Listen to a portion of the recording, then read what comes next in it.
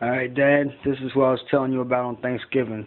Anwar al-Awlaki, the CIA lackey.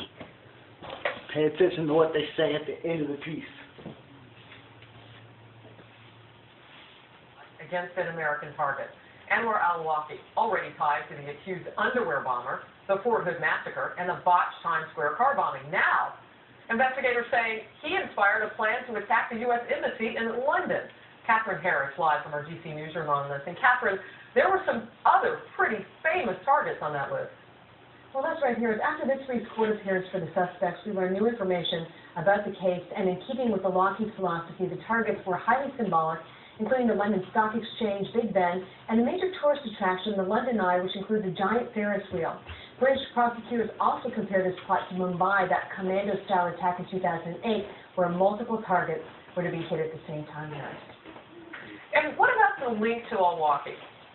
Well, the American-born cleric allegedly inspired the suspect. Searches of the men's home in Britain uncovered 2 issues of Inspire magazine, Al-Qaeda in Yemen's version of a lifestyle magazine, kind of like the Martha Stewart Living for Jihadists. Al-Awlaki is one of the driving forces behind it.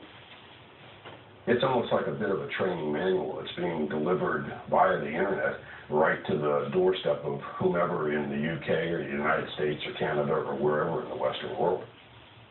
And investigators also allege the men were busy downloading extremist material from the web between October 1st and December 20th when they were arrested here.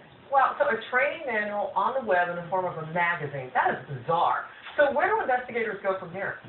Well, al-Awlaki has really become the face of the digital jihad. There are at least 15 documented cases now where al-Awlaki was alleged to be the inspiration for the attacks since 9/11. And we know from our reporting that he has ties to 3 of the 5 hijackers on 9/11 who took over Flight 77 that slammed into the Pentagon. And 2 of those hijackers met al-Awlaki in San Diego, which is where this mugshot is from. It was taken in 1997 because he was picked up by cops for soliciting prostitutes.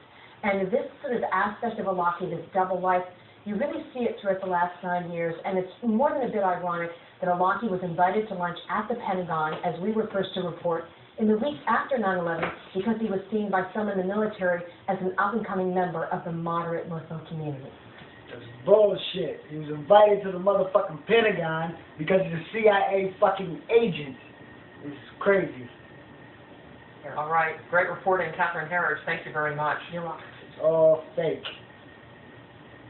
All fake. Never give up. Freedom for security.